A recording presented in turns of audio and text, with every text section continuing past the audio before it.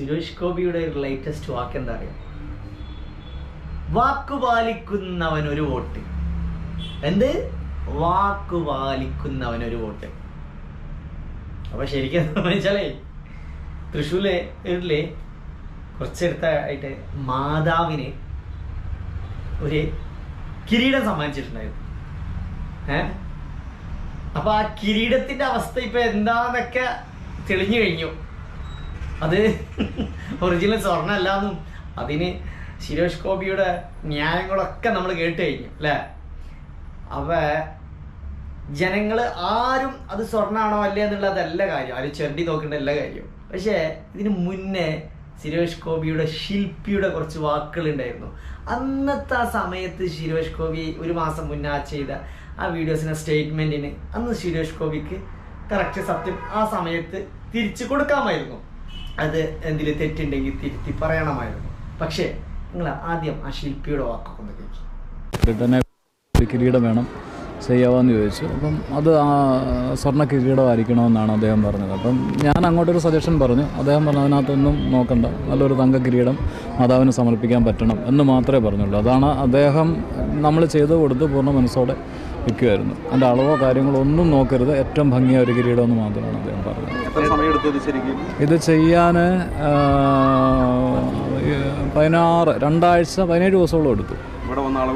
ഇവിടെ ആദ്യം വന്ന് നമ്മൾ അളവെടുത്തുകൊണ്ട് പോയി ചെയ്തിട്ട് തിരിച്ചു വന്ന് വെച്ച് നോക്കി രണ്ടാമത് അത് ക്ലിയർ ചെയ്തതിന് ശേഷമാണ് ഇന്നത് അദ്ദേഹം മാതാവിന് സമർപ്പിച്ചത്.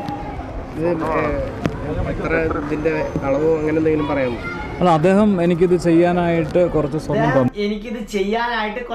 തന്നിരുന്നു. പക്ഷെ വേറെ കാര്യം കേട്ടാ, ഇത് ഇദ്ദേഹത്തിന്റെ സ്റ്റേറ്റ്മെന്റ് ആണ്. സ്വർണം തന്നിരുന്നു.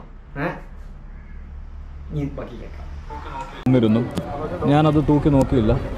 ഇതിനുപയോഗിച്ച സ്വർണത്തിൻ്റെ ബാക്കി അദ്ദേഹത്തിന് തന്നെ ഞാൻ തിരിച്ച് കൊടുക്കുമായിരുന്നു. കാരണം ഇതിൻ്റെ ഒരു തൂക്കം അറിയണ്ടെന്ന് അദ്ദേഹം പറഞ്ഞിരുന്നു. അപ്പം അത് എന്നെ ഏൽപ്പിച്ചതിൻ്റെ ബാക്കി ഞാൻ അദ്ദേഹത്തിന് തിരിച്ചു. അപ്പോളേ ഇത് ഈ ശില്പി ഏകദേശം ഒരു മാസം മുന്നേ ശില്പി കൊടുത്ത സ്റ്റേറ്റ്മെന്റ് ആണിത്. അപ്പൊ ആ ശില്പിക്ക് അത് സ്വർണ്ണമായിരുന്നു കൊണ്ടുവന്ന് കൊടുത്തിട്ടുണ്ടായിരുന്നത്.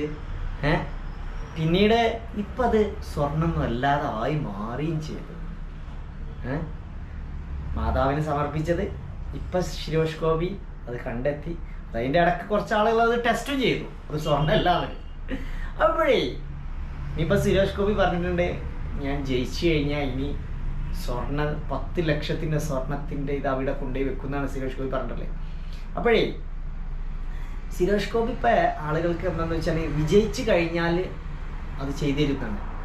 പക്ഷേ ഞാനൊരിക്കൽ എൻ്റെ പഴയ വീഡിയോസുകൾ നമ്മൾ ഖാദർ കരിപ്പൊടിയുടെ കൂടെയൊക്കെ പിന്നെ നമ്മൾ പോയ വീഡിയോസുകളൊക്കെ ഉണ്ടായിരുന്നു. അന്ന് ഞാൻ ഖാദറിൻ്റെ സ്റ്റുഡിയോയിൽ ചെല്ലുമ്പോഴേ ഖാദറിൻ്റെ അടുത്തൊരു വാസുദേവൻ എന്ന് പറഞ്ഞൊരാൾ വന്നിട്ടുണ്ടായിരുന്നു. അപ്പം ഞാൻ ഈ ഒരു വീഡിയോസ് ചെയ്യാനുണ്ടായ കാരണം അതാണ്.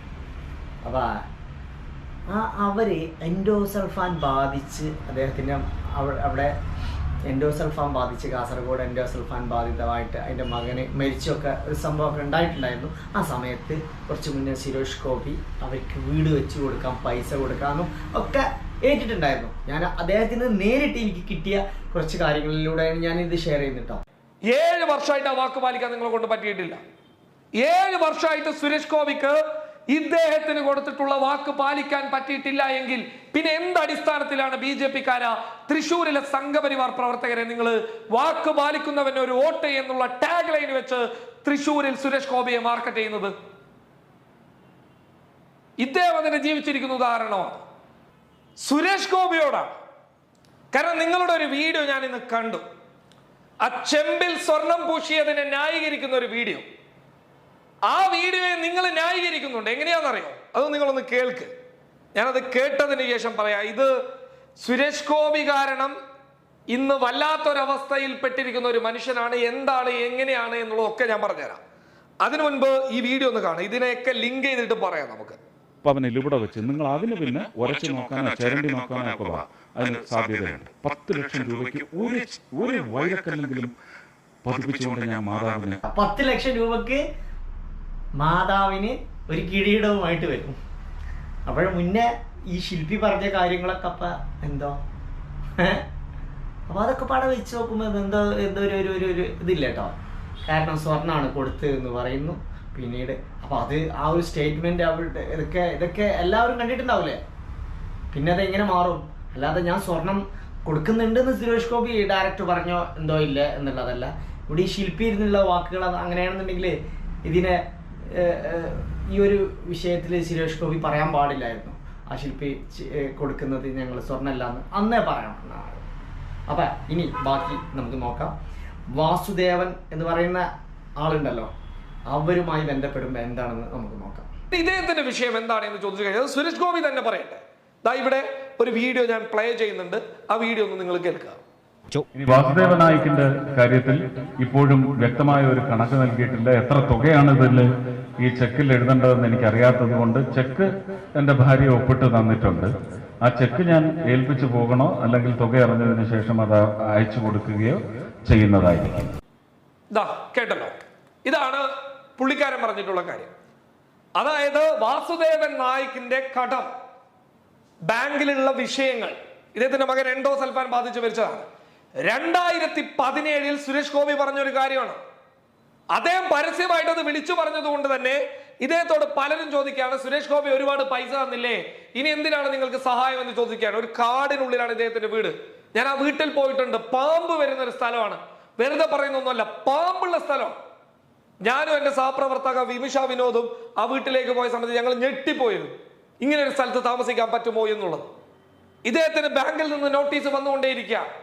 സുരേഷ് ഗോപി അത് കൊടുക്കാമെന്ന് പറഞ്ഞതിന്റെ പേരിൽ ഈ പാവം സുരേഷ് ഗോപിയുടെ വീട്ടിലേക്ക് പോയി, ജ്യേഷ്ഠന്റെ വീട്ടിലേക്ക് പോയി. ഒടുവിൽ സുരേഷ് ഗോപിക്ക് നേരിട്ട് കൊടുത്തില്ലേ? നിങ്ങള് നേരിട്ടും കൊടുത്തു. എന്നിട്ട് നോക്കാന്നാ പറയുന്നത്. ആദ്യം ആ വാക്ക് പാലിക്കെന്നാണ് എനിക്ക് പറയാനുള്ളത്. കണ്ടോ, ഇദ്ദേഹം ഈ ഒരു വിഷയം കാറിൻ്റെ പിന്നെ സ്റ്റുഡിയോയിൽ ഞാൻ ചെന്നപ്പോഴേ എന്നോട് ഡയറക്റ്റ് പറഞ്ഞൊരു വിഷയം കൂടിയാണ്. അതുകൊണ്ടാണ് ഞാൻ ഈ കാറിൻ്റെ ക്ലിപ്പിങ് കാണിച്ചുകൊണ്ടിരിക്കുന്നത്. നേരിട്ട് ഞാൻ ആ പണം തരാ എന്ന് പോലും സുരേഷ് ഗോപി പറഞ്ഞിട്ട് ഈ വാക്ക് പാലിച്ചില്ല. ഒരു വോട്ട് എന്നുള്ള ടാഗ് ലൈൻ വെച്ച് തൃശ്ശൂരിൽ സുരേഷ് ഗോപിയെ മാർക്കറ്റ് ചെയ്യുന്നത് ഇദ്ദേഹം അതിനെ ജീവിച്ചിരിക്കുന്ന ഉദാഹരണമാണ്.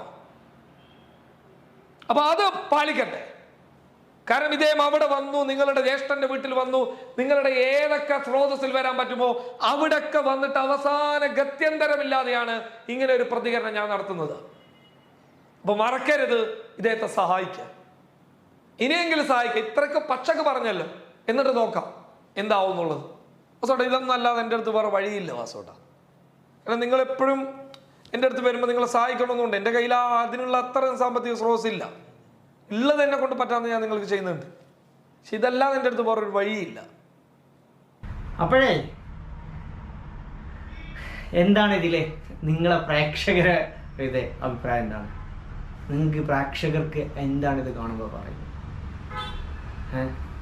യഥാർത്ഥത്തിൽ ഇത്തരത്തിൽ ഒരുപാട് പിന്നെ ഇലക്ഷനിൽ മത്സരിച്ച് ജയിക്കാൻ വേണ്ടിയിട്ട് ഒരുപാട് വാഗ്ദാനങ്ങളൊക്കെ നൽകും. ഒരുപാട് ആളുകളുണ്ടാവും. ഇലക്ഷനിൽ ജയിച്ചു കഴിഞ്ഞാൽ പിന്നീട് അവരെ യാതൊരു ഇതുമില്ല, അവർ ഈ ഒരു പറഞ്ഞ വാക്കൊന്നും പാലിക്കുകയൊന്നുമില്ല. അപ്പം ജനങ്ങൾ വെറും വോട്ട് ബാങ്കായി മാത്രം മാറുന്ന ഈ കാലത്ത്, ജനാധിപത്യ മൂല്യങ്ങൾ നശിച്ചുകൊണ്ടിരിക്കുന്ന ഈ കാലത്ത്